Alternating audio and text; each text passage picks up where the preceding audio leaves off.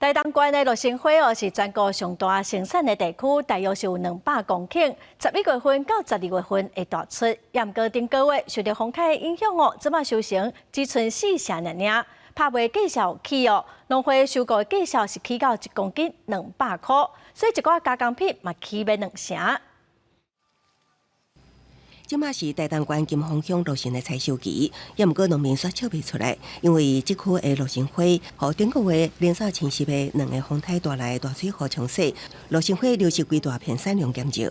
如果收成的话，100多包有呢。剩下你看看，这里而已啊，不到2包。今年落成产量大大减少，造成供需失衡。北部市场拍卖计数为顶礼拜每公斤平均计数33块，这礼拜已经起到42块。连台东地区农会甲南回地区乡镇农民客作计数，也发觉每公斤200块，比去年起1倍。农会加工品也不得已起价，今年落成加工品全面起2成。但是我们也考虑到这是好的东西要推荐给消费者，但是我们也不敢涨足啦。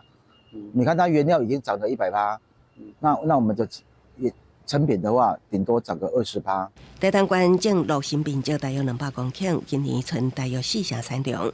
即马采收期都要结束，不过农民今年也是趁无钱，只会当5万风灾过了后的农业灾害救助。